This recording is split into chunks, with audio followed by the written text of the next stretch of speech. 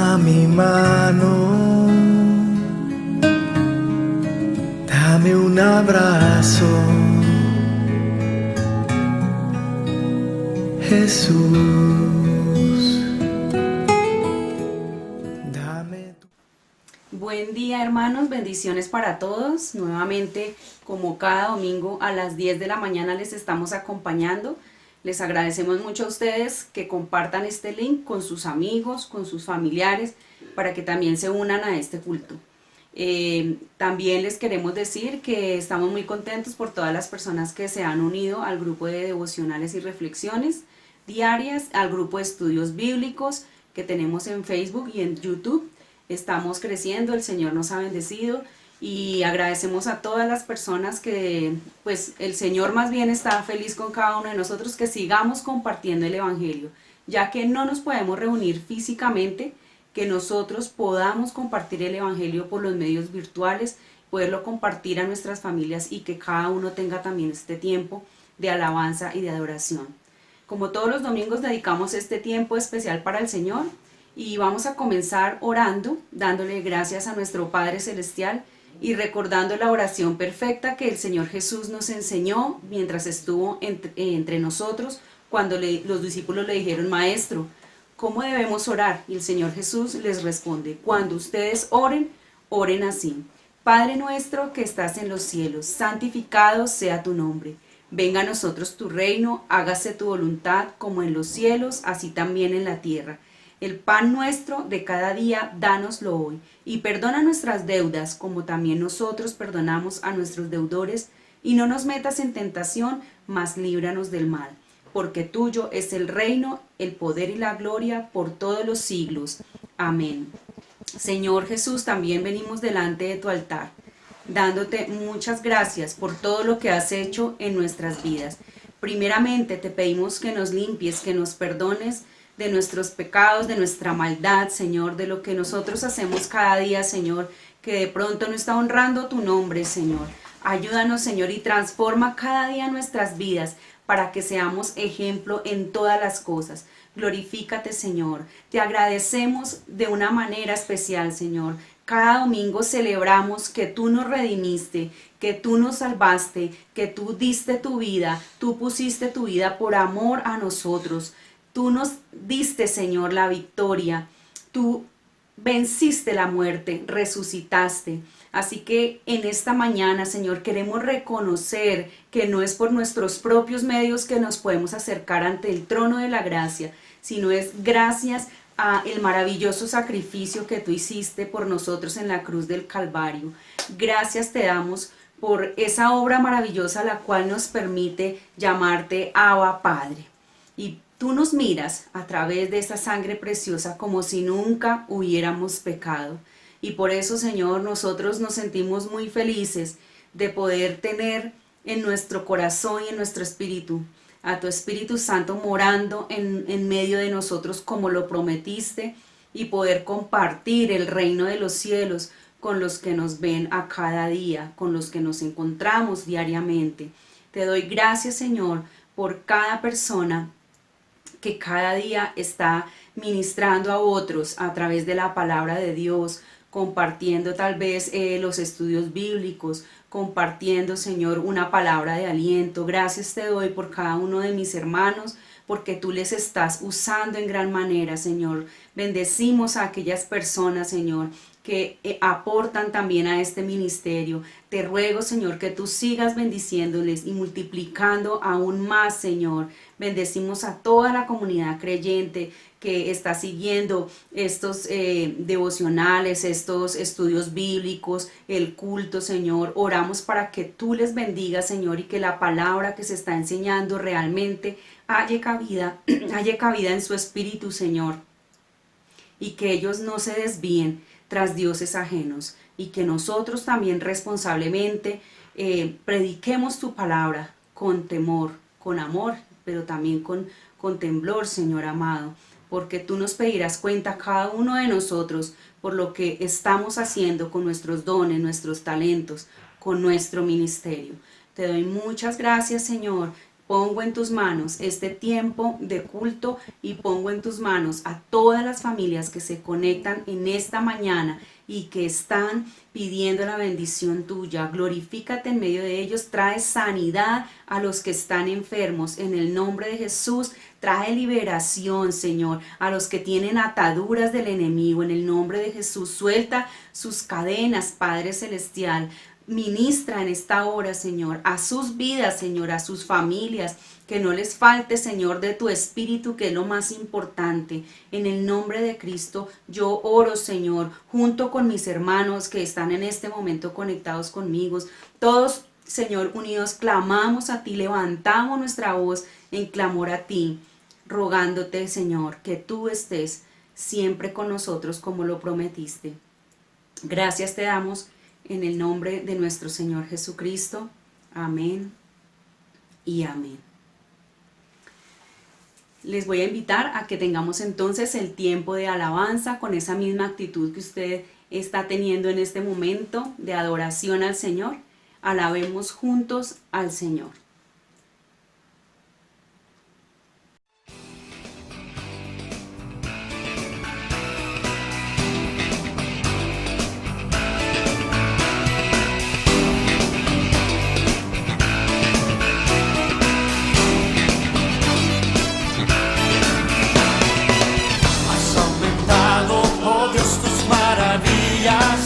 Enumerarlas no puedo, si anunciaré y hablaré de ellas, no hay tiempo para terminar.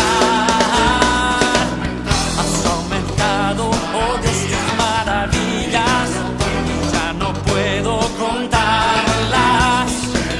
Misericordia me das día tras día, tu canto en mi boca estará. Son tus obras, poderío y majestad.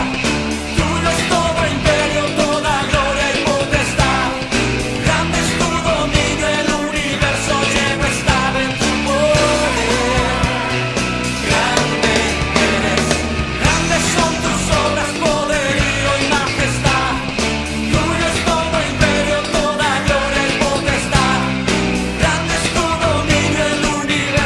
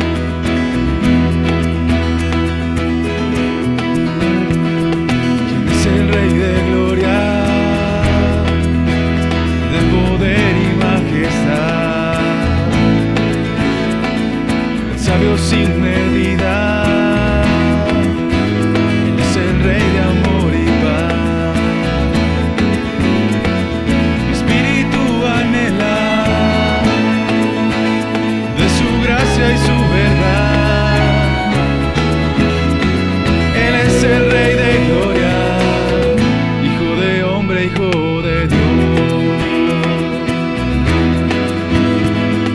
Rey del universo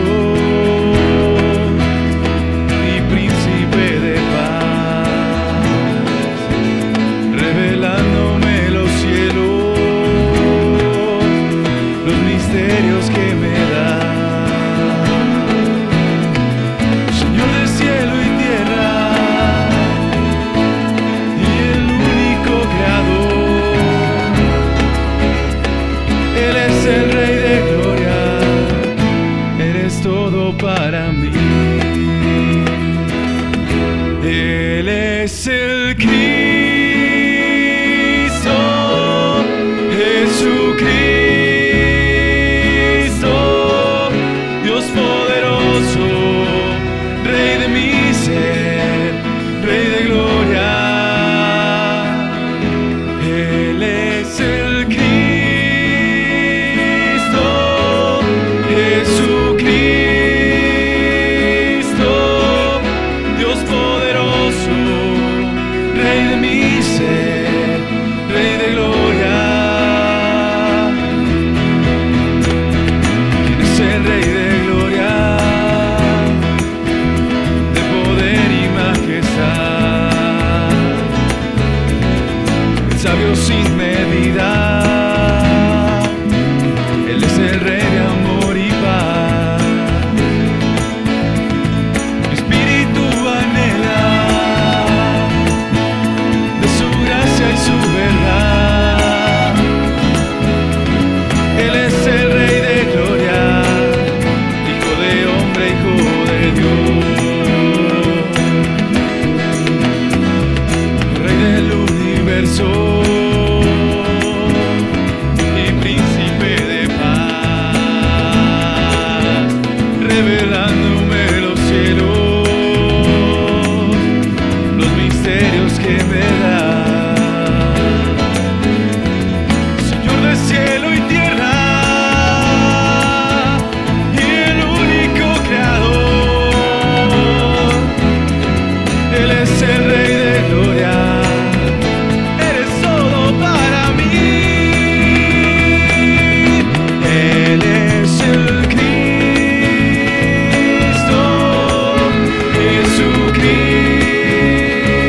Jesucristo, Dios poderoso, Rey de mi ser, Rey de gloria. Él es el Cristo,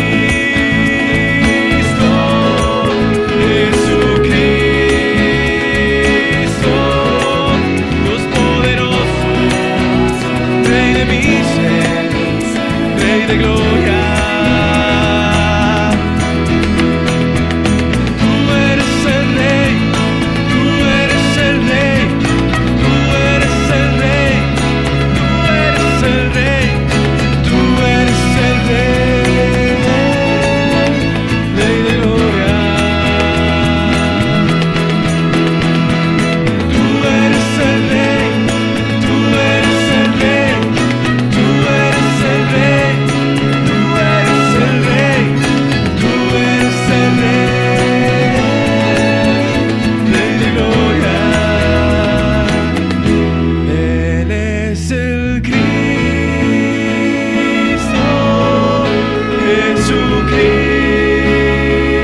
Jesucristo, Dios poderoso, Rey de mi ser, Rey de gloria. Él es el Cristo, Jesucristo, Dios poderoso, Rey de mi ser, Rey de gloria.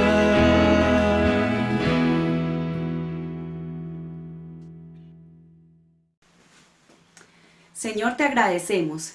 Alabamos tu nombre todos los domingos, Señor. Todos los días del Señor para nosotros son tan especiales porque nos podemos reunir como iglesia a darte la gloria y la alabanza que solo tú mereces.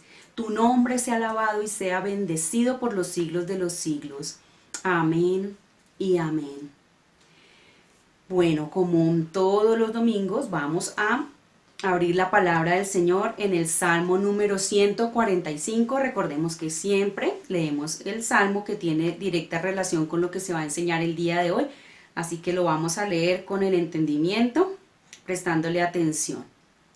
Salmo 145.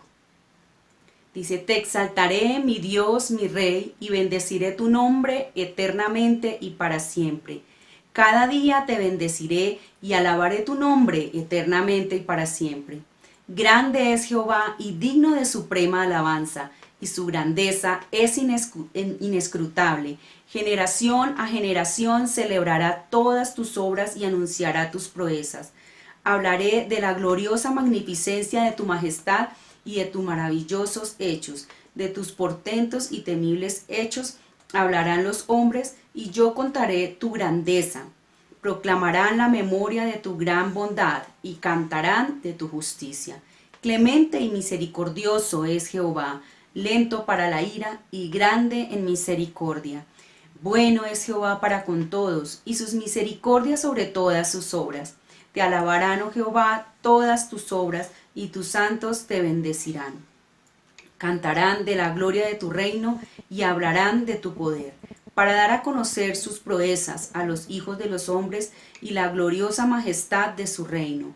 Tu reino es reino eterno, y tu señorío permanece por todas las generaciones. Jehová sostiene a todos los que caen y levanta a todos los oprimidos. Los ojos de todos esperan en ti, y tú les das su comida a su tiempo. Abres tu mano y colmas de bendición a todo viviente. Justo es Jehová en todos sus caminos, y misericordioso en todas sus obras. Cercano está Jehová a los que le invocan, a todos los que le invocan de veras. Cumplirá el deseo de los que le temen. Oirá asimismo el clamor de ellos y los salvará. Jehová guardará a todos los que le aman, pero destruirá a todos los impíos. La alabanza de Jehová hablará mi boca, y toda carne bendiga su santo nombre eternamente y para siempre. Amén. Bendigamos al Señor orando por esta palabra y disponiendo nuestro espíritu para que el Señor nos hable realmente a nuestro corazón y que nosotros podamos hacer viva esa palabra en nuestro corazón, en nuestras vidas, en nuestro diario vivir. Señor, una vez más, juntos como iglesia, damos gracias por tu bendita palabra y oramos, Señor, para que quites toda interrupción que nos pueda quitar los ojos y nuestra atención de la palabra tuya que viene a continuación.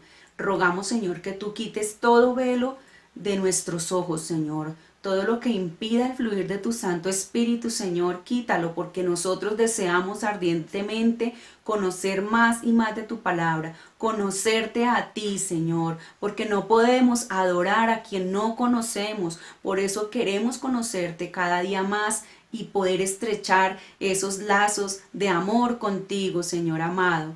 Padre Celestial, ministranos a través de la palabra y bendice, Señor, al predicador, que no se desvíe ni a diestra ni a siniestra, sino que dé a conocer tu palabra, la palabra que tú inspiraste, Señor, y que esa palabra nos dé vida y vida en abundancia, pues para ello, Señor, es el propósito, ese es el propósito principal de tu palabra, que nosotros tengamos la vida y que también podamos darla a los demás. Te damos gracias y ponemos en tus manos este precioso tiempo para escuchar tu palabra. En tu bendito nombre, Jesús, hemos orado. Amén y amén. Les bendecimos y ahora a continuación les dejo a ustedes con Pablo Murillo. Bendiciones.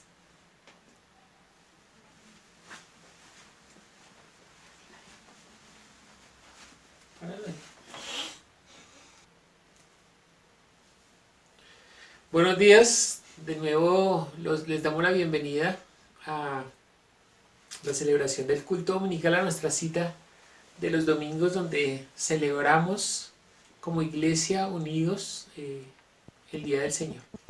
Yo les voy a invitar que vayamos a la palabra del Señor, a Mateo capítulo 5, versículo 1 hasta el 16, y vamos a estar reflexionando en esta porción que está en Mateo capítulo 5. Damos la bienvenida a todos los que están conectando por internet. Que el Señor les bendiga, les guarde, y de verdad que es un gozo para nosotros poder estar compartiendo con ustedes la palabra del Señor. Bienvenidos. Entonces vamos a leer desde el versículo 1. Mateo capítulo 5, versículo 1 al 16. Dice así. Esto se llama el Sermón del Monte en esta versión, o las bienaventuranzas. Dice, viendo la multitud, desde el versículo 1, viendo la multitud, subió al monte, y sentándose vinieron a él sus discípulos, y abriendo su boca les enseñaba diciendo, bienaventurados los pobres en espíritu, porque de ellos es el reino de los cielos. Bienaventurados los que lloran, porque ellos recibirán consolación. Bienaventurados los mansos, porque ellos recibirán la tierra por heredad. Bienaventurados los que tienen hambre y sed de justicia, porque ellos serán saciados. Bienaventurados los misericordiosos, porque ellos alcanzarán misericordia. Bienaventurados los de limpio corazón, porque ellos verán a Dios. Bienaventurados los pacificadores, porque ellos serán llamados hijos de Dios. Bienaventurados los que padecen persecución por causa de la justicia, porque de ellos es el reino de los cielos. Bienaventurados sois cuando por mi causa os vituperen y os persigan y digan toda clase de mal contra vosotros, mintiendo. Gozaos y alegraos, porque vuestro galardón es grande en los cielos, porque así persiguieron a los profetas que fueron antes de vosotros. Vosotros sois la sal de la tierra, pero si la sal se desvaneciere, ¿con qué será salada? No sirve más para nada, sino para ser echada afuera y hollada por los hombres. Vosotros sois la luz del mundo. Una ciudad sentada sobre un monte no se puede esconder, ni se enciende una luz y se pone debajo un almud, sino que se pone sobre el candelero y alumbra a todos los que están en casa. Así alumbre vuestra luz delante de los hombres, para que vean vuestras buenas obras y glorifiquen a vuestro Padre que está en el reino de los cielos. Amén. Vamos a orar para que esta palabra sea vida en nuestro espíritu, que podamos entender hoy un principio bíblico que concatena los dos pactos, y que yo espero que sea claro para nosotros en el día de hoy. Entonces oremos. Padre Celestial, nosotros te damos gracias por tu palabra, que es la verdad. Nosotros nos acogemos hoy delante de ti a este nuevo pacto que tú has establecido por medio de tu sangre.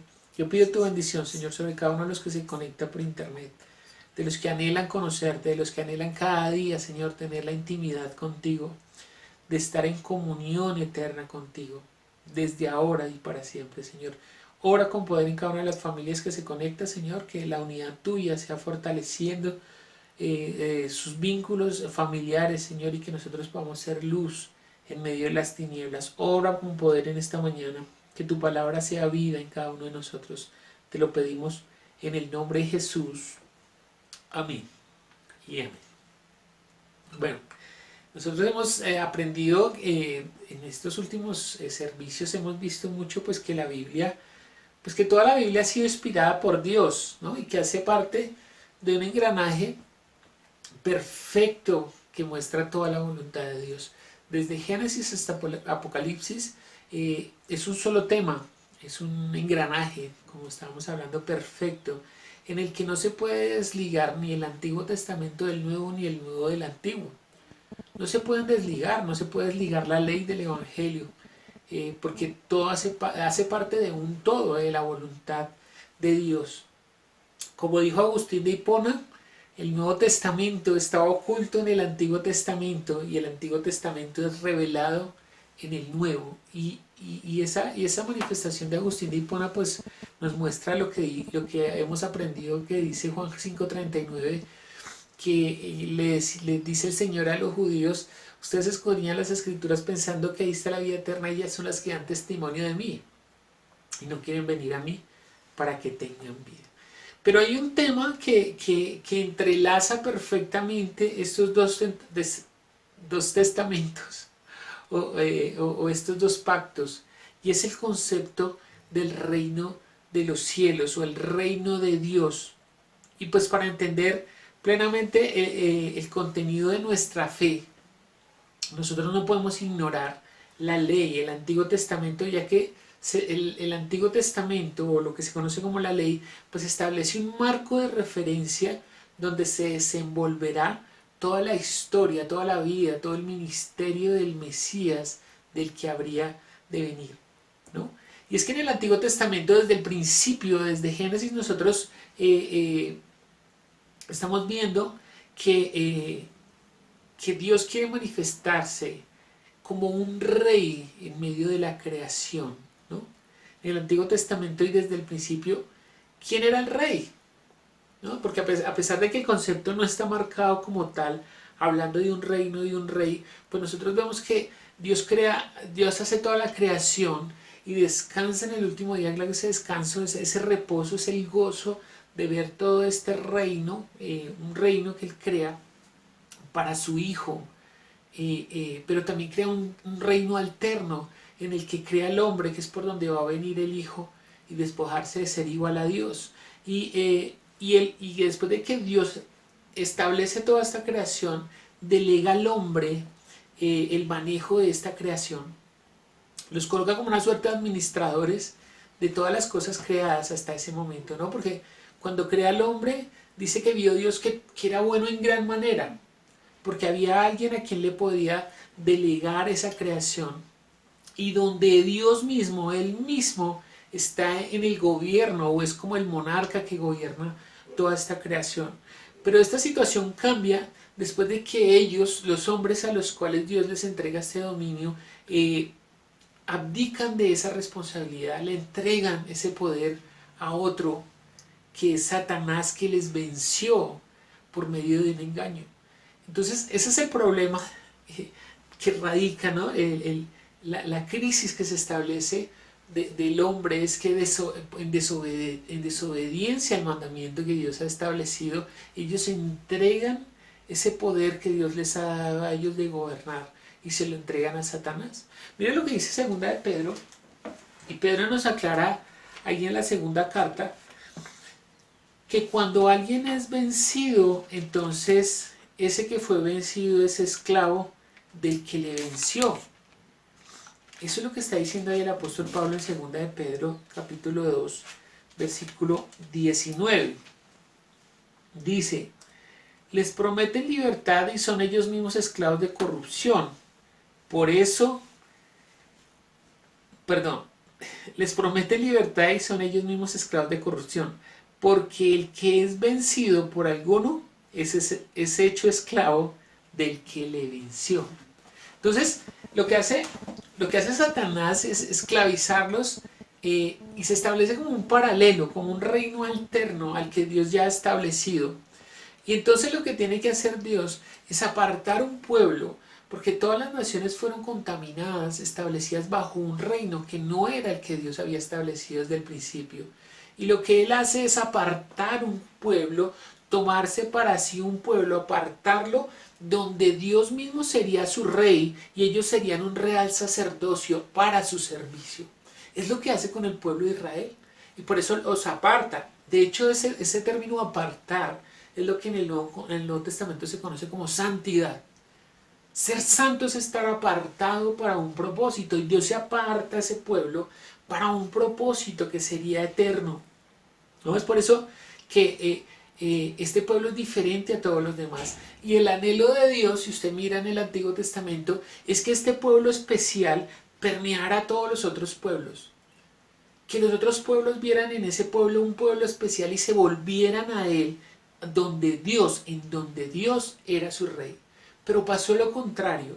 Ellos empezaron a mirar hacia afuera, a los otros pueblos, a los otros reyes, y empezaron a querer ser como ellos, ¿no?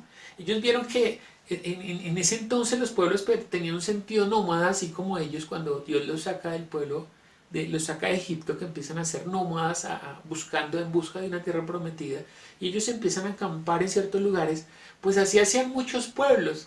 Y había una costumbre de los pueblos, y era que dejaban a su rey en el centro de los campamentos, ¿no? El pueblo estaba alrededor, como rodeando a su rey, todos acampaban alrededor, y en el centro estaba el rey de ese pueblo, de los pueblos que no eran el pueblo de Dios. Y Dios utiliza este mismo principio y les dice, mire, le dice a Moisés: hágase un tabernáculo porque yo quiero habitar en medio de ustedes. Y ese tabernáculo estaba en medio de todas las tiendas del pueblo. Todos fluían, ¿se dice? Confluían a ese punto donde se podían encontrar con Dios. Y todas las tribus habitaban alrededor de ese tabernáculo. Ese estudio lo vimos hace poco, ahí está en YouTube, se lo puede buscar. Ese estudio del tabernáculo. Y Dios utiliza ese mismo principio para que después de rescatarlos del dominio de Faraón, porque ahí continuó la historia, pues usted ya conoce la historia, que ellos fueron cautivos. Toda la historia se suscita con José, que pues fue llevado cautivo a Egipto, y después se vuelve el hombre más importante después de Faraón, trae a sus padres y a sus hermanos para que habiten en Egipto por la hambruna que hubo en ese tiempo, y ese pueblo empieza a crecer dentro de Egipto, y se levanta un faraón que ya no conocía a José y dice: ¿y estos quiénes son que nos van a dominar? Y los somete, ¿no? Y los vuelven sus esclavos, y Dios dice: no, yo necesito que este pueblo salga al desierto para que me rindan fiesta, para que me rindan culto a mí, a su rey, no a ese faraón, ¿no? Entonces este pueblo se estableció plenamente se establece después de Jacob. No, después de Jacob y por su descendencia. Usted ya conoce la historia de Jacob con Lea y con Rebeca, con Raquel, con Lea y con Raquel, donde ellos tienen 12 hijos, y de esos 12 hijos pues establece todo el pueblo de Israel. De hecho, Dios le cambia el nombre a Jacob y se lo pone como Israel. Y de esas 12 tribus, pues estos hijos establecen una unidad nacional, ¿no? Y es ese pueblo escogido por Dios. 12 tribus, 12 representantes que tenían una unidad delante de Dios, donde Dios era su rey. Pero después esa unidad pues se dio gracias a Moisés, y luego que Moisés es desechado y no le permiten entrar, Dios no le permite entrar a la tierra prometida, pues se levanta otro que sería como uno que guiara a ese pueblo hacia esa tierra prometida, que era Josué. Pero después de que Josué sustituye a Moisés y empieza a crecer el pueblo, y después de la muerte de Josué, pues se reemplaza esa unidad nacional, ¿no? Ya no hay como esa unidad nacional, sino que empieza a haber como un celo tribal. O sea, como que cada tribu empieza a buscar lo suyo, ¿no? Y empieza a haber celo entre esas tribus, y cada uno buscando lo suyo, pues buscando en medio de otros pueblos, pues empezaron a contaminar detrás de otros dioses. Y algo que dice la Biblia que es muy importante es que cada cual empezó a hacer lo que bien le parecía, sin escuchar el mandamiento dado por Dios, ¿no? A pesar de que era el pueblo que Dios había apartado, ellos dentro de la unidad nacional se separaron en tribus. O sea, empezó a ser más marcado esto de las tribus, y cada uno empezó a buscar lo suyo. Pero aparte de eso, cada uno hacía lo que bien le parecía, así dice la Biblia, ¿no? Empieza a hacer lo que bien le parecía. Entonces Dios, para poder organizar de nuevo este pueblo, entonces no levanta un rey, levanta a unos que denominó como los jueces, que ustedes los conocen ahí en el libro en el libro de los jueces. Pues empieza a hablar de eso que va a hacer Dios por medio de unos hombres designados por él. Mire lo que dice Jueces capítulo 17. Y tenemos que contar toda la historia, ¿no? Porque es toda la historia para poder determinar por qué nosotros ahora no entendemos a veces ese concepto del reino, pero que es un concepto repetitivo durante todas las escrituras, y para nosotros pues debe ser claro. Ahora vamos a ver por qué esto debe ser tan claro para nosotros. Bueno, mire ahí en Jueces. Entonces fíjese que inmediatamente después del libro de Jueces, del libro de Josué, que después de que él muere, se levantan estos jueces. Y vamos a leer Jueces capítulo 17. Y vamos a ver quiénes eran estos jueces y qué hacían. Jueces capítulo 17, versículo 6. Vamos a leer el versículo 6. Dice: en aquellos días no había rey en Israel. Cada uno hacía lo que bien le parecía. ¿No? Entonces, porque ya no había como es que, por ejemplo, Josué y Moisés, pues yo no sé si llamarlos líderes, ¿no? Pero pero eran como los que manejaban a la cabeza del pueblo, los que representaban, los que hablaban con Dios y le decían al pueblo, mire, Dios está diciendo esto, hagan esto, hagan esto. Pero al faltar Moisés, al faltar Josué, pues como que no había una cabeza visible y cada uno decía, no, pues yo creo que Dios debe decir esto, entonces hagamos esto. Yo creo que para Dios es agradable esto, entonces hagamos esto. Entonces, lo que hizo el Señor no fue levantar un rey terrenal, sino que hizo el llamado a algunos que denominó jueces. Pues entre esos están pues muchos muy conocidos. Usted cada rato ve, por ejemplo, la historia de Sansón. Pero Sansón, ¿quién era? Pues era un juez. Otoniel era un juez. Tola era juez, ¿no? Gedeón era juez. Hasta que llegamos a Samuel, ¿no? Entonces todos estos eran jueces. Pero mire, es que nosotros a veces tenemos un mal concepto de los jueces. Porque como que juez es el que juzga. Pero realmente en el concepto de estos que se levantaban eran como los que sostenían todo el pueblo. No es una pirámide inversa, no es una persona que está a la cabeza, sino al revés. Él está abajo sosteniendo a todo el pueblo y ese hombre está tratando de reconvenir al pueblo hacia el deseo de Dios, a que Dios sea su rey. Y llegamos, han pasado todos estos jueces hasta que llegamos a uno que se llama Samuel, ¿no? Y cuando se levanta Samuel, pues él juzgó también, entiendan que es juzgar al pueblo, ¿no? Sostuvo al pueblo, hablaba al pueblo de parte de Dios. Pero dice que cuando él envejeció se levantaron sus hijos y ellos no hicieron lo bueno delante de Dios. Sus hijos no hicieron lo bueno. Entonces el pueblo empezó a mirar hacia afuera a los otros pueblos y veía que ellos no tenían jueces, que ellos tenían era reyes. Entonces, ¿qué le piden a Dios? Le dicen a Samuel, dígale a Dios que nosotros queremos tener un rey como los otros pueblos. Mire lo que dice Primera de Samuel. Tenemos que hacer todo este recuento. Yo espero que nos sirva porque estas historias, cuando podemos hacer el recuento así de corrido, pues nos sirve mucho para nuestro entendimiento. Primera de Samuel capítulo 8, todo el capítulo 8 pues está hablando de eso. Voy a pedir que preste mucha atención a esa lectura. Dice, aconteció que habiendo Samuel envejecido, puso a sus hijos por jueces sobre Israel. Y el nombre de su hijo primogénito fue Joel, y el nombre del segundo Abías, y eran jueces en Beerseba. Pero no anduvieron los hijos por los caminos de su padre, antes volvieron tras la avaricia, dejándose sobornar y pervirtiendo el derecho.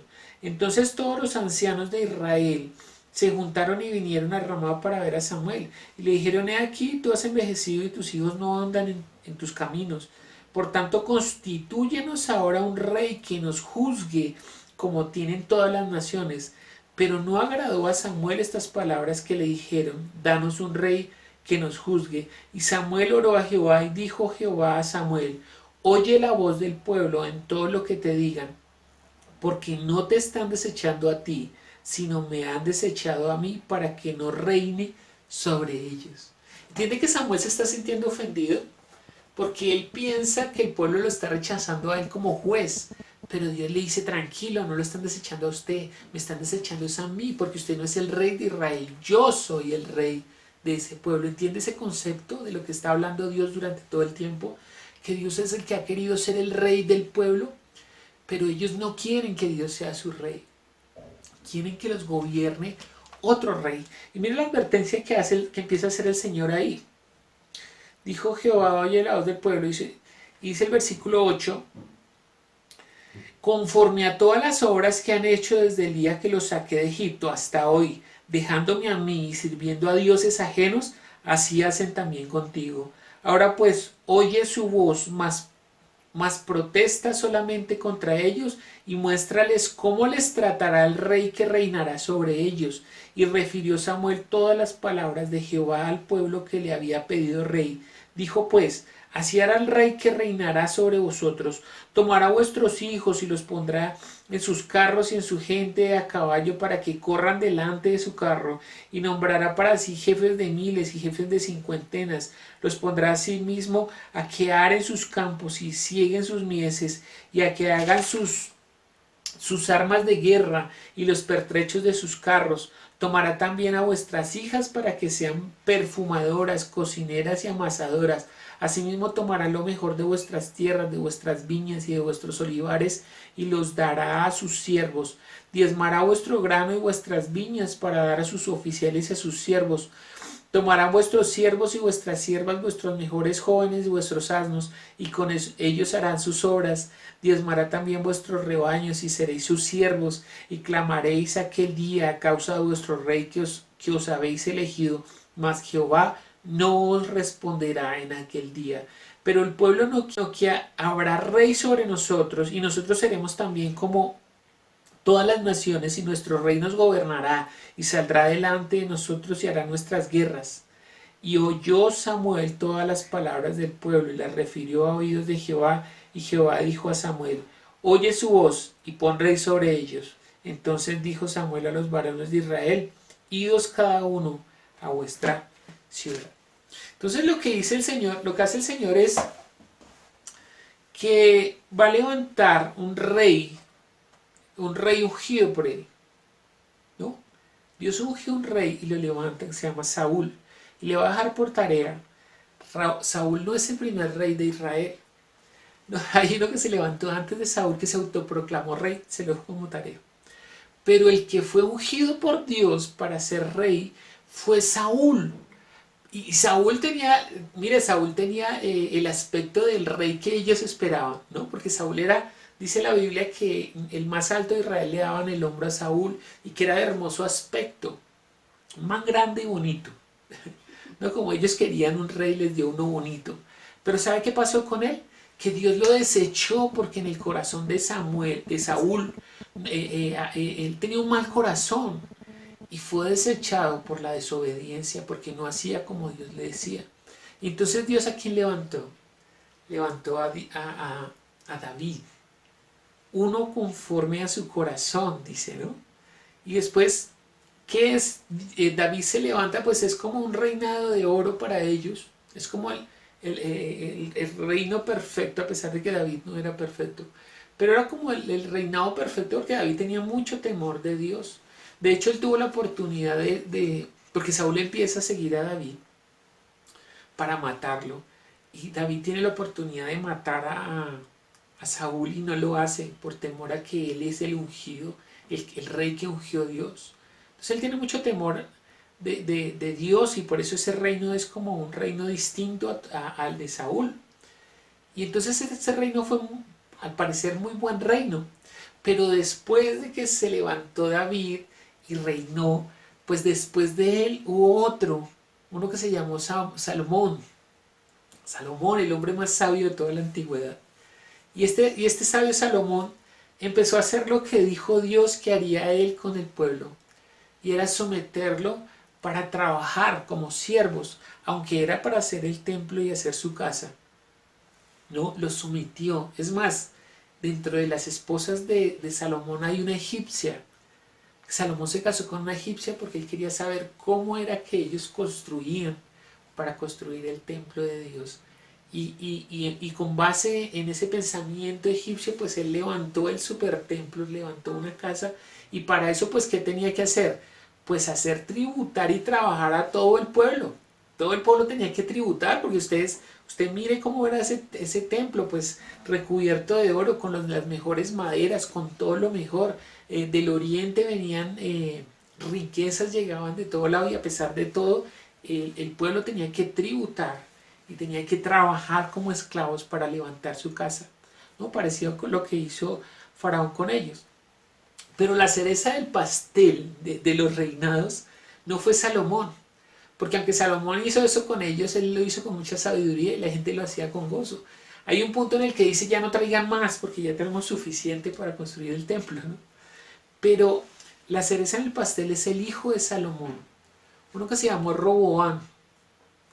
Porque cuando se levantó Roboam, él no quiso gobernar como lo hizo David ni Salomón, sino que él quería subyugar de nuevo al pueblo y seguirlo sometiendo. Y aunque los ancianos del pueblo le dijeron: mire, no gobierna así, porque el pueblo ya está cansado de tributar y trabajar, sea un rey bueno, ¿Quién lo quiso escuchar a los ancianos? Escuchó a los jóvenes y los jóvenes dijeron, no, no sea así porque se la monta, ¿no? Si usted no es un rey tirano, el pueblo se lo va a comer vivo. Y él empezó a someter el pueblo, y resulta que había un general que venía desde David que se llamaba Jeroboam, y este hombre aprovechó esa coyuntura y este reino se dividió en dos. Entonces Jeroboam se llevó 10 tribus y se fue hacia el norte, hacia las tierras que Dios ya le había entregado a estas tribus. Se fue hacia el norte y Roboam se quedó con 2 tribus, con Judá y Benjamín en el sur, en lo que después sería Jerusalén, o lo que es Jerusalén. Entonces se abre ese reino, ¿no? En 10 tribus y en 2 tribus. Y ambos reinos hicieron lo malo delante de Dios, pero sobre todo el del norte, porque fueron llevados cautivos. Y se levantaron profetas en los 2 reinos, y los profetas advertían y decían, mire, ustedes están haciendo lo malo delante de Dios, pero Dios va a enviar un rey parecido a David, un rey como David, y va a establecer un reino eterno. Entonces les da esa promesa, ¿no? Los profetas advertían, ojo, en 10 años vamos a ser cautivos, en 10 años los van a llevar cautivos a otro reino, los van a someter, los van a subyugar, les van a meter otros dioses, pero Dios a futuro va a traer un Mesías que será el rey de Israel. Entonces empezaron a anhelar esa promesa, ¿no? De un reino que se iba a establecer como el primero, donde Dios no tenía ningún intermediario, donde Dios era el rey para los hombres. Y ellos empezaron a anhelar eso, que viniera ese reino, ¿no? Entonces, ambos reinos fueron cautivos. El reino del norte fue llevado a Siria, fueron cautivos de Asiria, y ellos empezaron a mezclar con todos estos dioses de Asiria, ¿no? Y todo este pensamiento religioso, y bueno, finalmente se mezclaron y hubo una cuestión ahí. Cuando regresaron como los samaritanos, ¿no? Mayormente los samaritanos. Por eso cuando Jesús se encuentra con la samaritana le dice, ¿y tú por qué me hablas a mí si judíos y samaritanos no la van? Aunque son el mismo pueblo. Pues porque ellos ya se habían mezclado con otras tribus, habían traído sus dioses y todo su paganismo. Pues los judíos, después que fueron llevados cautivos a Babilonia, pues ahí está la historia de Daniel, donde dice que Daniel ni siquiera se quería contaminar con la comida del rey, pues porque ya había visto lo que había pasado con el reino del norte. Entonces Daniel se guarda y ellos empiezan a ser como muy estrictos, porque la advertencia de que iban a ser cautivos a Babilonia era porque ellos no guardaban el Shabbat, ¿no? Y por eso estuvieron 72 años, creo, o 70 años, por cada Shabbat que no guardaron, ¿no? Entonces ellos volvieron y quisieron guardar aún más la ley, o sea, ser juiciosos con lo que Dios les decía. Entonces se volvieron como personas muy, muy piadosas, ¿no? Entonces los profetas pues habían anunciado este periodo de desintegración del reino y de juicio, porque estos cautiverios que tuvieron tanto el reino del norte como el reino del sur, pues habían sido anunciados por Dios como un castigo, como juicio, porque habían desobedecido su palabra. Pero aún así les seguía anunciando, va a venir, habrá de regresar la gloria del Reino Unido gobernado por un rey semejante a David. Miren lo que dice Marcos capítulo 11.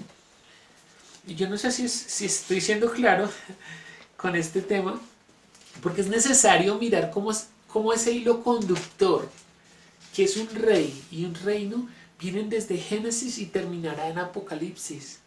Es un tema recurrente, que de los dos pactos está hablando de lo mismo. Miremos lo que dice Marcos, el Evangelio de Marcos, capítulo 11, vamos a ver el versículo 10.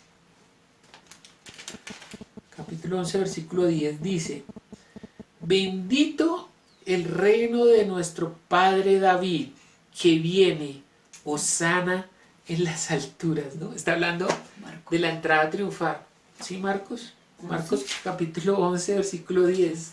Está hablando de la entrada triunfal de Jesús en Jerusalén. Y unos pocos, ¿no? Porque cuando usted mira la historia, algunos no conocieron ni siquiera quién era Jesús, ¿no? Él entra a Jerusalén y muchos dicen, oye, ¿este quién es? No, ¿este quién es? Están esperando es al sacerdote con el cordero que se sacrificaba. ¿Y este quién es? Pero otros lo reconocieron y están diciendo esto: bendito el reino de nuestro padre David que viene, hosana en las alturas. Y entró Jesús en Jerusalén y en el templo, y habiendo mirado alrededor todas las cosas, como ya no se anochecía, se fue a Betania con los 12. Entonces fíjense que muchos sí se dieron cuenta que Jesús era ese Mesías prometido que iba a establecer de nuevo ese reino como el de David, ¿no? Por eso su anhelo era que se estableciera un reino, el anhelo de todo Israel era que se estableciera un reino gobernado por un Mesías, por un ungido. Eso traduce Mesías. Un ungido, un designado por Dios, que levantaría el sacerdocio original y que le servirían directamente a Dios. Mira lo que dice Marcos, capítulo 15, ahí más adelantico. Marcos capítulo 15, y vamos a ver el versículo 43. Dice: José de Arimatea, miembro noble del concilio, pertenecía al concilio, ¿no? José de Arimatea, y que dará el cumplimiento de lo que decía el profeta, que la tumba del Mesías estaría entre los ricos, ¿no? Él está dando cumplimiento a esa profecía. José de Arimatea, miembro noble del concilio, que también esperaba el reino de Dios, vino y entró osadamente a Pilato y pidió el cuerpo de Jesús. Muy interesante lo que hace Marcos al aclararnos que José de Arimatea no solamente era un principal, sino que él también estaba esperando el reino, la manifestación del reino de los cielos. Es que mire, todo Israel está pendiente de la venida del reino y del Mesías que habría de venir como rey de Israel, ¿no? Entonces vamos a ir ahora a Lucas capítulo 2, ahí más adelantico. Lucas capítulo 2, versículo 25 y 26. Esto es cuando María y José van a llevar al Señor Jesús pequeñito a circuncidarse y a presentarlo, porque era la costumbre, era lo que la ley decía. Y algo sucede ahí cuando lo traen, dice el versículo 25 y 26. Y aquí también en Jerusalén un hombre llamado Simeón, y este hombre justo y piadoso esperaba la consolación de Israel. ¿Entiende qué era la consolación? La consolación de Israel, la venida de un reino justo, donde el rey iba a ser un designado por Dios. Y dice: esperaba la consolación de Israel, y el Espíritu Santo estaba sobre él, y le había sido revelado por el Espíritu que no vería la muerte antes de que viese al ungido del Señor. Y movido por el Espíritu vino al templo, y cuando los padres del niño Jesús lo trajeron al templo para hacer por él conforme al rito de la ley, él lo tomó en sus brazos y bendijo a Dios diciendo: ahora, Señor, despides a tu siervo en paz, conforme a tu palabra, porque han visto mis ojos tu salvación, la cual has preparado en presencia de todos los pueblos, luz para revelación a los gentiles y gloria de tu pueblo Israel. Ve que él está entendiendo que este pequeñito, este bebé que trae María, este pequeñito como un grano de mostaza, sería el que establecería el reino de los cielos. Ese sería el ungido, el designado por Dios, el que Dios había nombrado desde Génesis capítulo 1, versículo 1, cuando dice: en el principio creó Dios los cielos y la tierra. Y Colosenses dice que Él es el principio de todas las cosas. Jesús es el principio. Desde Génesis 1:1 está siendo anunciado que este Mesías habría de venir. Ve cómo se ve la Biblia, cómo se debe escudriñar las Escrituras, buscando a Jesucristo, porque Él es el designado. Este libro se trata de la vida de Jesucristo, anunciado desde Génesis capítulo 1, versículo 1, hasta Apocalipsis, hasta el último verso del Apocalipsis, donde dice amén. Porque también Pablo dice que en Él todas las promesas de Dios son sí, y en Él son amén. Entiende que Él va desde etapa a etapa. Toda la historia de Jesús está siendo contada por la Biblia.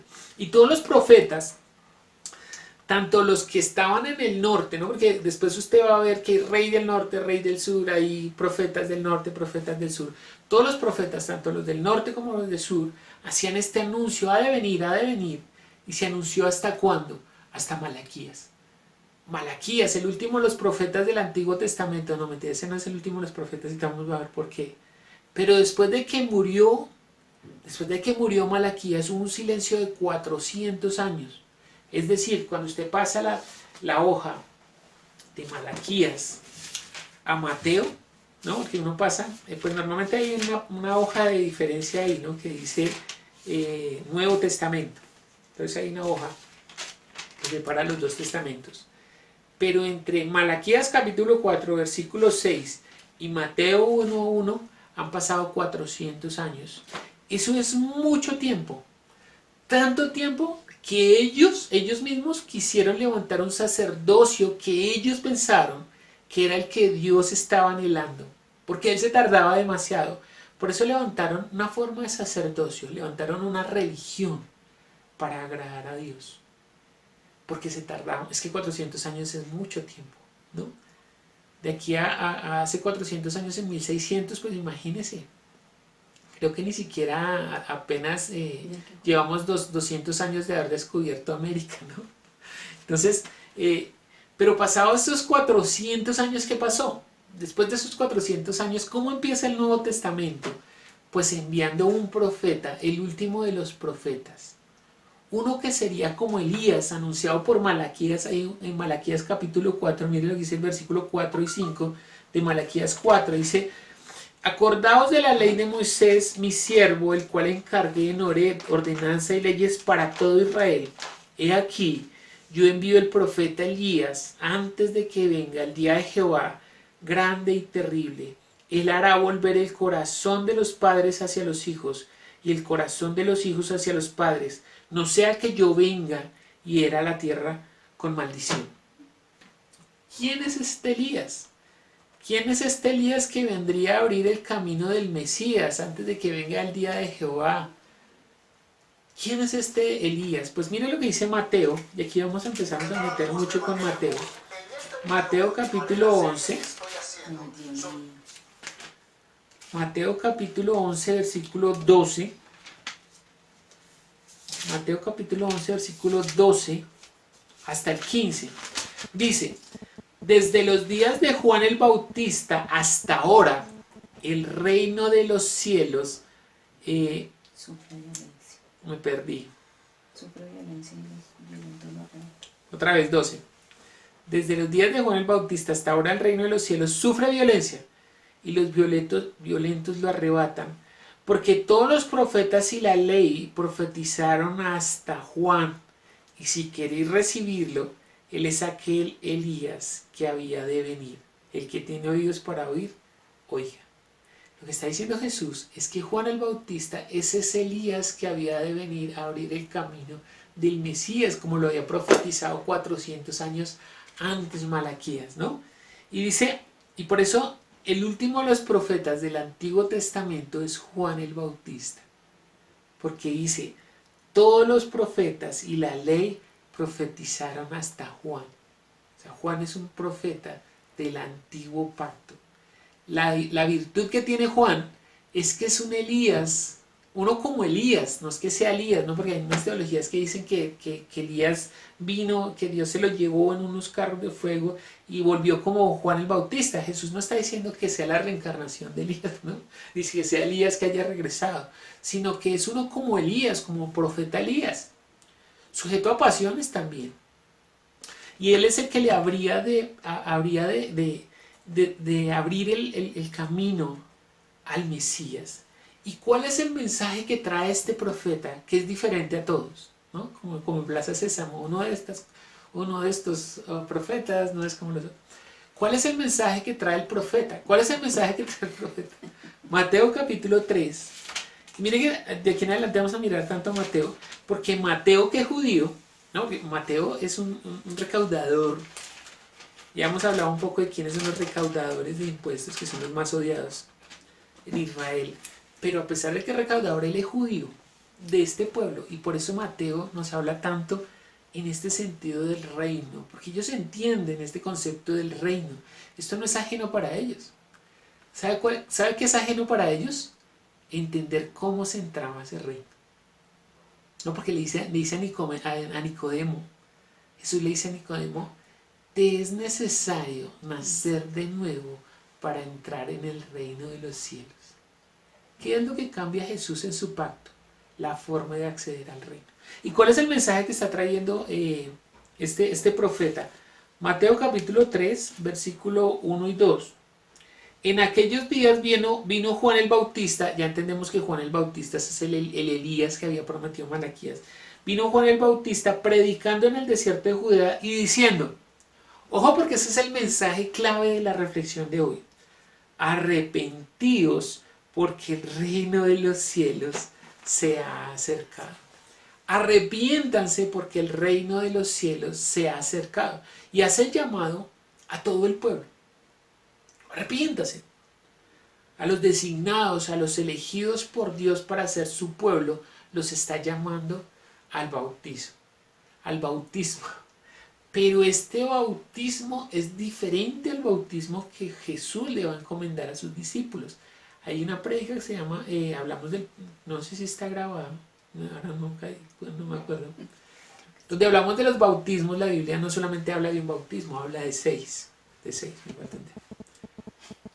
Este es un bautismo preparatorio para que ellos que pertenecían al pueblo estuvieran limpios para la venida del reino de Dios, porque el rey habría de venir, y donde está el rey, allí está su reino. Entonces es un bautismo preparatorio.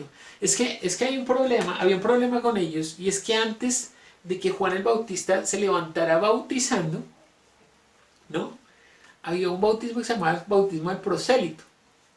¿Qué es el prosélito? Pues un prosélito es uno que no pertenece al pueblo de Israel, pero que quiere entrar en él, que nació en otro pueblo, pero quiere entrar en él, ¿no? Y es que antes de ser prosélito o pertenecer a este pueblo, para ellos cualquiera que no fuera del pueblo era un perro, ¿no? Era un perro, un extranjero o un gentil inmundo, ¿no?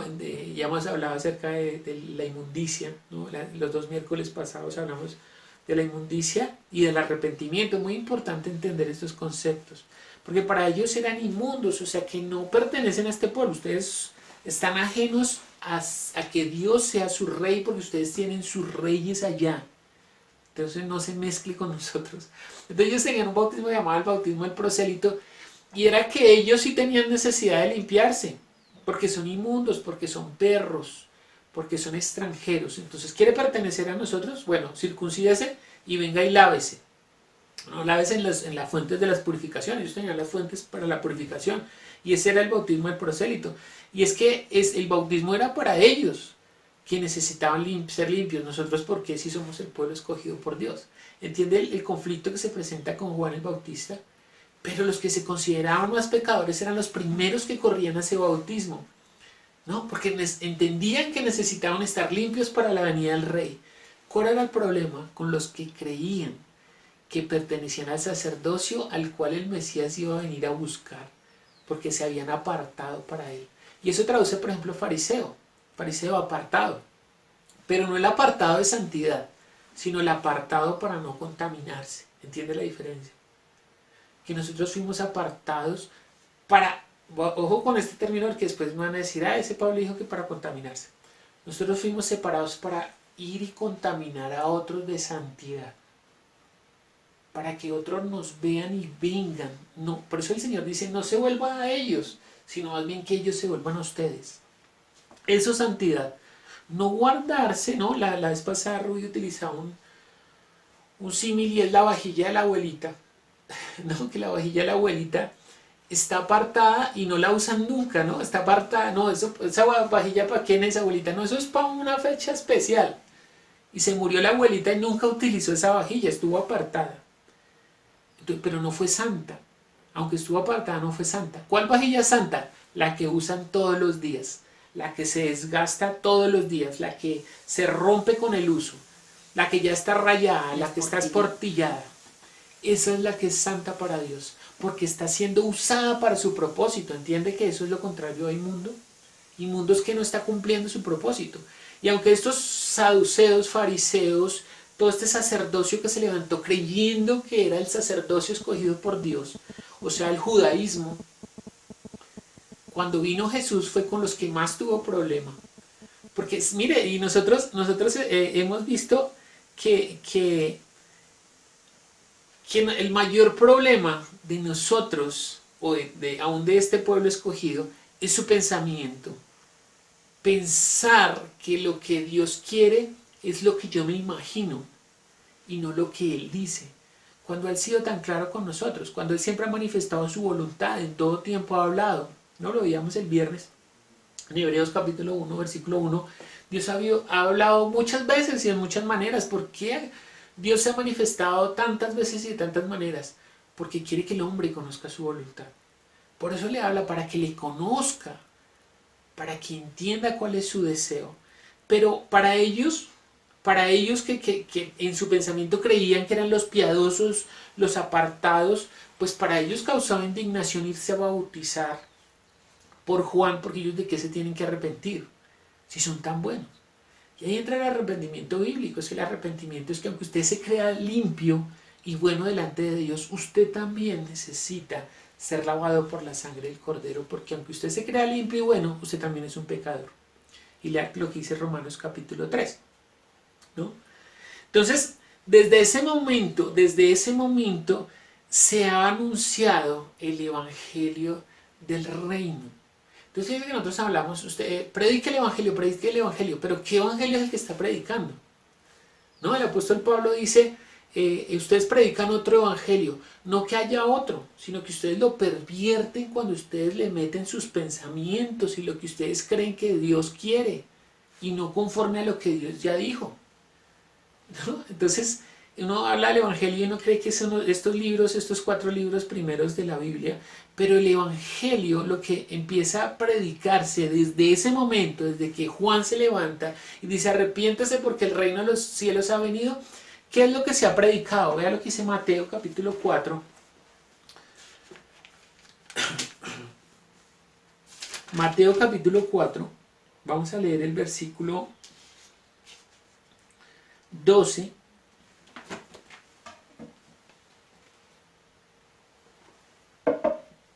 Mateo capítulo 4 versículo 12 dice: cuando Jesús oyó que Juan estaba preso, volvió a Galilea. Ahora mire lo que dice el versículo 17. Desde entonces comenzó Jesús a predicar y a decir: arrepentíos porque el reino de los cielos se ha acercado. Dice que el Señor Jesús, después de que Juan, que era el que estaba anunciando estas nuevas, arrepiéntanse que el reino de los cielos ha llegado, pero entienda que esto no es un mensaje nuevo, porque uno se imagina que es un mensaje nuevo para ellos. No, ellos están esperando el reino desde hace cuántos años, desde David, 1000 años antes de Jesús. Están esperando que se establezca un reino como el de David, un buen reino, un reino de gloria, el reino de oro. Y ellos están esperando que se levante uno como David, conforme al corazón de Dios, que será el que trae el reino. Entonces fíjese que el mensaje no es nuevo, es un mensaje que ellos están esperando desde hace mucho tiempo.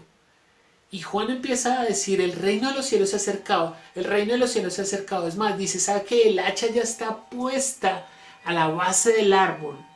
Ese concepto es que ya es cuando el labrador ya le ha dado con el hacha harto al árbol y falta un hachazo más para que el árbol se vaya para el otro lado. Ya está puesta el hacha ahí. Ya estamos a un pelito de que se manifieste el reino. ¿Se imagina? 1000 años esperando ese reino y nos dicen: miren, estos días ya casito, ya está acá. Y Jesús, el Señor, entiende que Juan el Bautista fue encarcelado, entonces él toma eso, se pone la camiseta y sale y dice: arrepiéntanse porque el reino de los cielos se ha acercado. Ese es el evangelio del reino. ¿Y cómo anunciaba Jesús el evangelio del reino? Pues por medio de parábolas, ¿no? Y ya hemos entendido por qué Jesús hablaba por medio de parábolas, para que todo el mundo le entendiera. No, para que conforme al corazón que tiene la persona entendiera lo que Jesús le está hablando. ¿No? Mira lo que dice Lucas capítulo 13, versículo 18 al 21.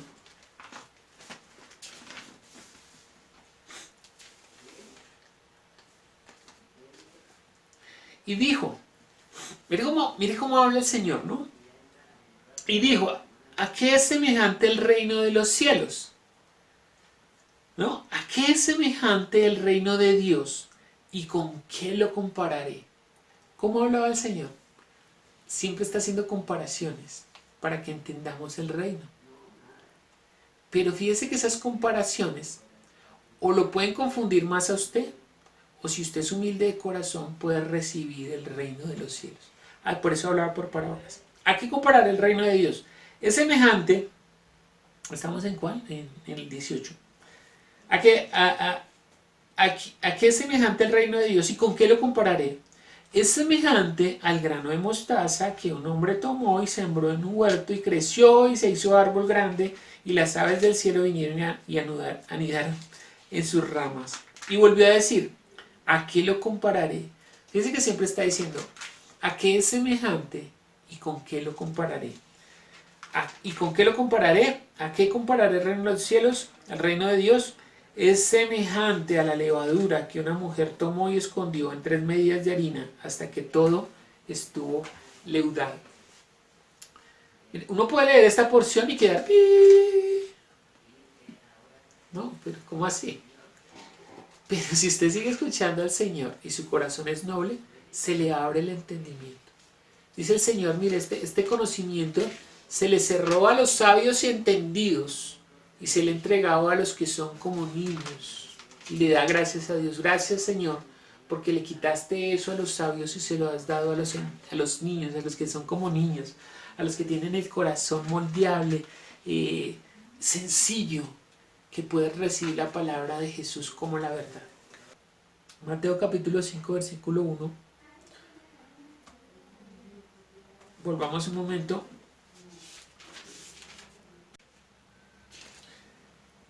Dice, viendo la multitud, subió al monte y sentándose vinieron a él sus discípulos. Y abriendo su boca, cuando habla de los discípulos, no crea que vinieron los 12, porque cuando habla de los discípulos son multitudes de discípulos.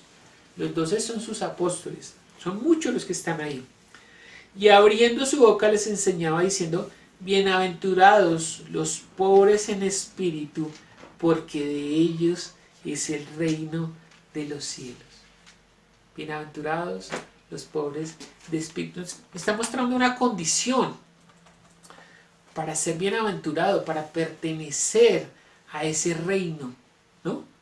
Entonces, ay, me perdí. Entonces, ese reino es el que están esperando ellos desde el principio. Y ese rey va a ser reconocido en su reino con propiedad, ¿no? Y se le va a hacer un banquete, una fiesta en el lugar de su reino.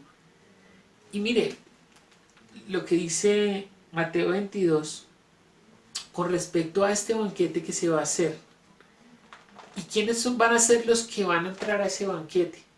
No pierda de vista esto, porque esto está hablando de lo que sucedió con el Señor cuando vino. Mire ahí Mateo 22. Perdón porque por un momento me perdí. No quiero confundirlos. Mateo capítulo 22, versículo 1 al 14, dice, respondiendo Jesús les volvió a hablar en parábolas, diciendo, siempre hablaban parábolas, el reino de los cielos, nuevamente, fíjese cómo habla el Señor, ¿y de qué está hablando? Del reino de los cielos. ¿Y qué mandó a predicar a los discípulos? Del reino de los cielos. ¿Y los discípulos qué predicaron? Del reino de los cielos. ¿Y los discípulos de qué predicaron? Acerca del reino de los cielos. Dice, y él hablaba por parábolas diciendo, el reino de los cielos es semejante a un rey que hizo una fiesta de bodas a su hijo y envió a sus siervos a llamar a los convidados a las bodas, mas estos no quisieron venir. Y volvió a enviar a otros siervos diciendo: decid a los convidados, he aquí que he preparado mi comida, mis toros, animales engordados han sido muertos, y todo está dispuesto, venid a las bodas.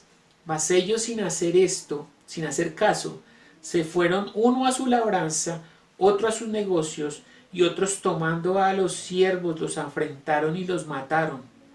Al oírlo el rey se enojó, y enviando sus ejércitos destruyó a aquellos homicidas y quemó la ciudad. Entonces dijo a sus siervos: las bodas a la verdad están preparadas.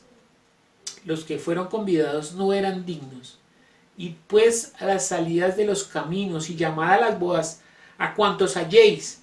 Y saliendo los siervos por los caminos juntaron a todos los que hallaron, juntamente malos y buenos. Y las bodas fueron llenas de convidados. Y entró el rey para ver a los convidados y vio allí un hombre que no estaba vestido de boda. Y le dijo: amigo, ¿cómo entraste aquí sin estar vestido de boda? Mas él enmudeció. Entonces el rey dijo a los que servían: atadle de pies y manos y echadle en las tinieblas de afuera. Allí será el lloro y el crujir de dientes, porque muchos son los llamados, pero pocos los escogidos. Muchos son los llamados, pero pocos los escogidos.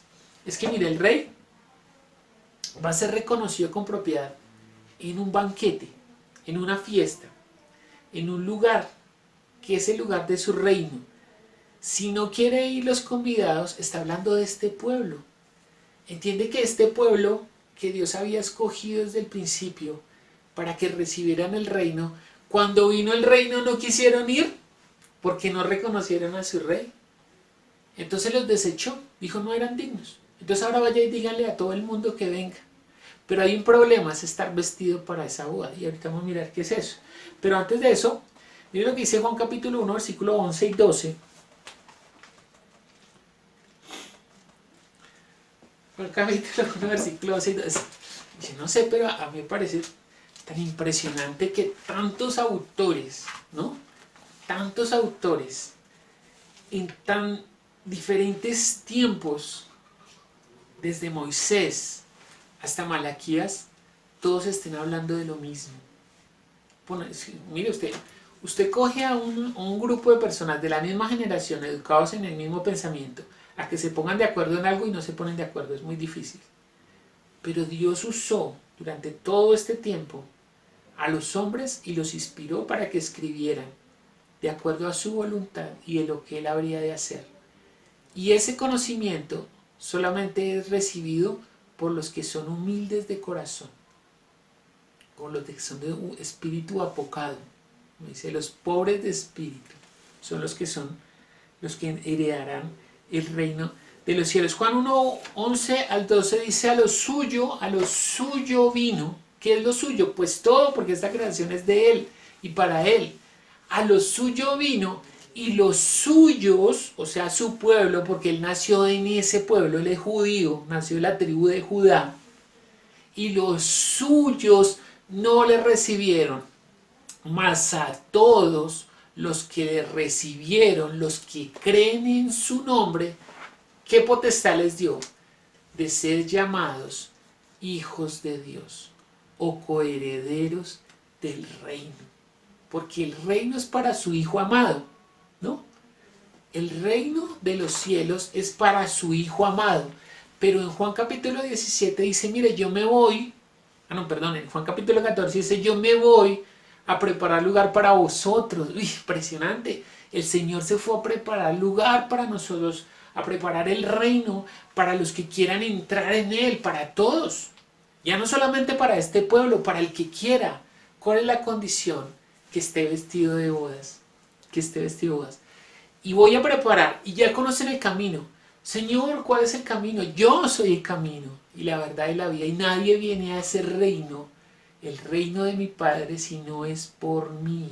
Es por la fe en Jesucristo que podemos ser dignos de presentarnos como los hijos de Dios, como dice Juan capítulo 12, a los que los recibieron, los que creen. Creer no tener un conocimiento técnico de Jesús, como un historiador tiene un conocimiento de Hitler, no sé, de cualquier hombre de la antigüedad, de Nerón, de Napoleón, ¿no?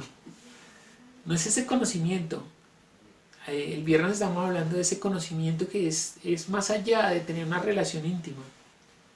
A los que los recibieron, a los que creen realmente en Él, les dio potestad de ser sus hijos y heredar juntamente con el Hijo el reino de los cielos. Por eso le dice a Nicodemo, mire Nicodemo, hermano, usted, un principal, Nicodemo es un duro, es un fariseo y el hombre sabe, conoce las escrituras.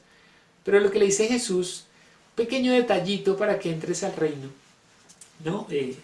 Cumples la ley, eres espectacular, piadoso y todo, pero hace falta una cosita, que nazcas de nuevo. ¿Qué es nacer de nuevo? Pues entregar su vida a Jesús, recibir su palabra como la verdad, y esa palabra es espíritu y es vida en su interior. Cuando esa palabra permanece en usted, usted ha nacido de nuevo y usted ahora es digno de entrar al reino de los cielos, ¿no? Pero como siempre hemos aprendido, hay una dificultad. Nuevamente, nuestro pensamiento. Por eso en Romanos capítulo 12 el apóstol Pablo dice en el versículo 2, no se acomoden a este siglo, no se conformen a este pensamiento, a este reino que es gobernado por Satanás. No se acomoden a ese pensamiento de ese reino, sino renuévense. ¿Cómo se renuevan? Por la transformación de su entendimiento, para que puedan comprender que la voluntad de Dios para nosotros es buena, agradable y perfecta. Entiende que aunque nosotros padezcamos persecución en este reino, acá de abajo, aunque nosotros seamos odiados por este mundo, aunque nosotros aquí padezcamos aflicción, tenemos una herencia eterna con Él. En el reino, y no crea que ese reino será futuro, lo experimenta desde ahora. Usted ya está en el reino de los cielos. Por eso Efesios dice que nosotros fuimos bendecidos con toda bendición espiritual. ¿En dónde? En los lugares celestiales. Desde ahora usted ya es bendecido, usted pertenece a ese reino, su mente ha sido renovada y ahora usted se mueve no por los principios de este mundo, en el que, ¿sabe qué dicen los principios de este mundo? Odia a su enemigo y páguele mal por mal. Pero en los principios del reino Jesús dice, amen a uno de sus enemigos. Y eso no se puede hacer si usted no ha nacido de nuevo. Solamente el que ha nacido de nuevo puede practicar los principios del reino. Mire, vamos a terminar leyendo obviamente el pensamiento nuestro. Y ese pensamiento fue el que llevó a Jesús a la cruz. Pero eso no fue que se le salió de las manos a Dios, sino que estaba establecido dentro del pan de Dios. Que estos hombres duros de corazón los llevaran a la cruz, porque no entendieron cómo era la voluntad de Dios. Pero aún así están cumpliendo la voluntad de Dios. Entiende que Dios es soberano, que nada se les sale de las manos. Juan capítulo 18, ya vamos terminando. Juan capítulo 18, versículo 33, dice, vamos a leer del 33 al 37. Dice, entonces Pilato volvió a entrar en el pretorio y llamó a Jesús y le dijo, ¿eres tú el rey de los judíos? Imagínense, tiene más credibilidad Pilatos que el pueblo al cual fue enviado este rey. Dice, entonces Pilato volvió a entrar. ¿Eres tú el rey de los judíos? Jesús le respondió, ¿dices tú esto por ti mismo o te lo han dicho otros de mí? Pilato le respondió, ¿soy yo acaso judío? Tu nación a los principales sacerdotes te ha entregado. Tu nación y los principales sacerdotes te han entregado a mí. ¿Qué has hecho? Respondió Jesús, mi reino no es de este mundo. Si mi reino fuera este mundo, mis servidores pelearían para que yo no fuera entregado a los judíos. Pero mi reino no es de aquí. Le dijo entonces Pilato, ¿luego eres tú rey? Respondió Jesús, tú dices que yo soy rey. Yo para esto he nacido y para esto he venido al mundo, para dar testimonio a la verdad. Todo aquel que es de la verdad oye mi voz. El Señor está diciendo que Él nació para ser rey. Para eso nació Él, para tomar su reino, pero no de cualquier manera, con gloria. despojándose de ser igual a Dios y entregando la gloria solamente al Rey Todopoderoso, el que él llama su Padre. Así toma él su reino, con gloria. Vino, se despojó de ser igual a Dios, hace toda la obra redentora y asciende y toma el reino. Por eso en el Padre Nuestro nosotros oramos que se haga tu voluntad como en el cielo, porque en el cielo ya se hizo la voluntad de Dios, el Hijo tomando su reino. Ahora que se haga ¿dónde? En la tierra. Y esa responsabilidad es de usted y yo, si somos parte de la iglesia de Jesucristo. Ahora mire lo que dice Juan capítulo 19, versículo 1 al 15. Dice, así que entonces tomó Pilato a Jesús y le azotó, y los soldados entretejieron una corona de espinas y la pusieron sobre su cabeza y le vistieron con un manto de púrpura y le decían, salve Rey de los judíos, y le daban bofetadas. Entiende que al ellos desconocer el reino que él va a tomar, se están burlando de él, ridiculizándolo como un rey de acá de este mundo, con una corona y con un manto púrpura. Ellos creen que un rey es rey porque tiene una corona y un manto. Pero Jesús no es rey por eso. Jesús es rey porque Él es el Hijo de Dios designado por Él para venir y ser el rey no solamente de Israel, sino de todos los pueblos. Dice, entonces Pilato salió otra vez y le dijo, mirad, os traigo fuera para que entendáis que ningún delito hallo en él. Y salió Jesús llevando la corona de espinas y el manto de púrpura, y Pilato le dijo, he aquí el hombre. Cuando le vieron los principales sacerdotes y los alguaciles dieron voces diciendo, crucifícale, crucifícale. Pilato les dijo, tomadle vosotros y crucificadle, porque yo no encuentro delito en él. Los judíos le respondieron, nosotros tenemos una ley, y según nuestra ley debe morir, porque se hizo a sí mismo Hijo de Dios. Imagínense. Él está dando cumplimiento a toda la escritura, pero ellos no le quisieron reconocer, como dice el apóstol Juan en el capítulo 9, versículo 11. Ellos no le quisieron reconocer porque evidencia hay, porque él cumplió todas las profecías, ¿no? Cuando Pilato oyó decir esto, tuvo más miedo y entró otra vez en el pretorio y dijo a Jesús, ¿de dónde eres tú? Mas Jesús no le dio respuesta. Entonces le dijo Pilato, ¿a mí no me hablas? ¿No sabes que tengo autoridad para crucificarte y que tengo autoridad para soltarte? Respondió Jesús, ninguna autoridad tendrías contra mí si no fuese dada de arriba. Por tanto, el que a ti me ha entregado, mayor pecado tiene. Desde entonces procuraba Pilato soltarle, pero los judíos daban voces diciendo, si a este sueltas, no eres amigo del César. Todo el que se hace rey, a César se opone. Imagínense los argumentos que están utilizando ellos. Entonces Pilato, oyendo esto, llevó fuera a Jesús y se sentó en el tribunal en el lugar llamado el Losado, y en hebreo Gábata. Era la preparación de la Pascua y como la hora sexta. Entonces dijo a los judíos, he aquí vuestro rey. Imagínense que uno que no es de este pueblo está reconociendo a Jesús como el rey de Israel, el prometido desde Génesis hasta Malaquías. No lo reconocieron ellos, pero Pilato dice, ahí está su rey. Esto es impresionante. Pero ellos gritaron, fuera, fuera, crucifícale. Pilato les dijo, ¿a vuestro rey he de crucificar? Respondieron los principales sacerdotes, no tenemos más rey que el César. Así que entonces lo entregó a ellos para que fuese crucificado. Tomaron pues a Jesús y lo llevaron. Imagínense la maldad que hay en ellos, tan maldad, que no reconocen al designado por Dios, al ungido por Dios con el Espíritu Santo como rey de Israel, pero sí reconocen al César como su rey. ¿Entiende qué es la verdad y qué es la mentira? Jesús dijo, yo vine a traer la verdad. Yo soy el rey de Israel. Si yo viniera en el nombre de mi Padre, ustedes no me creerían, pero si otro viniera en su propio nombre, a ese le creerían. Y eso es lo que está diciendo Jesús. Se está dando cumplimiento a todo lo que el Hijo está diciendo. Pero no crean que se le salió de las manos al Señor. Todo estaba fríamente calculado, como decía el Chapulín. Y mire, ¿cuántas veces usted y yo hemos llamado a Jesús Rey de Reyes y Señor de Señores, pero realmente le estamos reconociendo que Él debería ser el Rey de nuestro corazón, entronado en nuestras vidas? no es solamente decirle Rey de Reyes, porque Jesús le dijo a ellos, muchos me dicen Señor, Señor, pero no entrarán en el reino de los cielos. No es por llamarlo Señor, ni decirle Rey de Reyes que usted y yo vamos a entrar al reino de los cielos. Entraremos porque hemos nacido de nuevo. ¿Y qué significa estar vestido para las bodas? Pues que cuando usted se reconoce pecador, entiende que usted está muerto, su espíritu está muerto en sus delitos y pecados.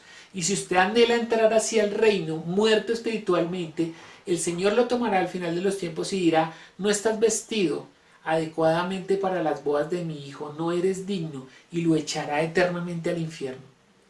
Entonces, ¿cómo es estar vestido para las bodas del Cordero? Que usted haya nacido de nuevo, haya recibido por la fe en Jesucristo la vida espiritual, y cuando usted se presente delante de Dios, será justificado, será digno de entrar en ese reino. Terminemos leyendo Mateo. Y hoy leímos mucho Mateo porque Mateo está hablándole a los judíos, a su pueblo, con el respecto del reino de los cielos. Mateo capítulo 6, versículo 25 en adelante, ya vamos terminando. Es que aquí esta Biblia salta. Dice, por tanto os digo, no os afanéis por vuestra vida, que habéis de comer o que habéis de beber, ni por vuestro cuerpo, que habéis de vestir. ¿No es la vida más que el alimento y el cuerpo más que el vestido? Mirad las aves de los cielos, que no siembran ni ciegan ni recogen en graneros, y vuestro Padre Celestial las alimenta. ¿No valéis mucho más vosotros que ellas? ¿Y quién de vosotros podrá, por mucho que se afane, añadir a su estatura un codo? Y por el vestido, ¿por qué os afanáis? Considerad los lirios del campo, cómo crecen y no trabajan ni hilan. Pero os digo que aun Salomón con toda su gloria se vistió así como uno de ellos. Y si la hierba del campo que hoy es y mañana se echa al horno, Dios la viste así, ¿no hará también mucho más con vosotros, hombres de poca fe? No os afanéis pues diciendo qué comeremos, o qué beberemos, o qué vestiremos, porque los gentiles buscan todas estas cosas, pero vuestro Padre Celestial sabe de que tenéis necesidad de todas estas cosas. Mas buscad primeramente el reino de Dios y su justicia, y todas estas cosas os serán añadidas. Así que no os afanéis por el día de mañana, porque el día de mañana traerá su afán. Basta cada día su propio mal. Amén. Atendamos la palabra de verdad del Señor Jesús para que nosotros podamos acceder al reino de los cielos. Como dijo él mismo, el reino de los cielos se ha acercado y nosotros somos embajadores de ese reino. Entonces lleve a otros para que también vengan y entren al reino de los cielos. Que el Señor nos ayude. Espero que haya quedado. Si quiere mirar más sobre el reino, simplemente busquen una concordancia reino y mire todo lo que dice desde Génesis hasta Apocalipsis con respecto del reino. Es el tema que une, es el hilo conductor por el Espíritu Santo desde Génesis hasta Apocalipsis, y nuestro llamado es acceder al reino de los cielos y predicar el evangelio del reino. Entonces, que el Señor les bendiga. Muchas gracias. Terminemos orando, dando gracias al Señor. Quiero incluir en nuestras oraciones de finalización 2 peticiones que nos hicieron desde la semana pasada y que hemos estado orando. Por don Pedro Pérez, que el Señor se glorifique en él, termine de hacer la obra en él. Y por la sobrinita de Martín y de Nancy, que tiene 1 año, la semana pasada está hospitalizada, que el Señor sea glorificándose en la recuperación de ella, para que regrese rápido a su casa. Entonces, oremos. Padre Celestial, nosotros te damos gracias por tu palabra que nos ha dado el discernimiento de entender cómo es que podemos acceder al reino de los cielos. Obra con poder en cada uno de los que anhelamos estar en ese reino al final de los tiempos, Señor, que seas tú obrando en cada uno de nosotros, en los que se conectan, en los que se conectarán a futuro, para que todos podamos presentarnos delante de ti como tus hijos, Señor. Obra con poder en cada uno, en sus familias, Señor, en los que nos rodean, que nosotros podamos ser luz en medio de las tinieblas. Bendice a don Pedro Pérez, Señor, que seas tú obrando en este varón que entregó su vida a ti, Señor, que seas tú mostrándole el reino de los cielos desde ahora, Señor, abriendo su entendimiento para que cada día comprenda quién eres tú y cuál es el anhelo tuyo con respecto a él. también por la sobrinita de Martín y de Nancy, que seas tú, Señor, sanando, tocando su cuerpo, obrando en recuperación para que ella pueda estar pronto con su familia. Bendícenos, Señor. Te damos tantas gracias porque tú has obrado por medio de tu palabra, has sido bueno, nos has mostrado en toda la escritura cómo es que está obrando tu voluntad para que nosotros podamos acceder a este reino que tú entregaste a tu amado Hijo y quieres compartir con nosotros como coherederos de este reino. Gracias te damos, Señor. Bendice grandemente, Señor, a cada uno de los que buscan con anhelo conocerte, a los que buscan con anhelo escudriñar en las escrituras para tener la fe ciertísima con la que nosotros podemos justificarnos delante de ti, Señor, y con la que nosotros nos presentaremos a futuro con un espíritu limpio, con un vestido apropiado para estar delante de tu presencia. Gracias te damos, Señor. Bendícenos, Señor, y obra con poder. Colocamos este resto de día y esta semana que empieza hoy en tus manos para que tú te glorifiques en cada uno de nosotros. Te lo pedimos en el nombre de Jesús. Amén. Bueno, hermanos, un placer haber estado compartiendo con ustedes y compartiendo con ustedes. Sí. Los gallos también están contentos de que estemos reunidos. Que el Señor les bendiga grandemente. Un abrazo desde Sotaquirá. Y si Dios permite, nos vemos el miércoles nuevamente en los estudios bíblicos. Un abrazo y todas las bendiciones.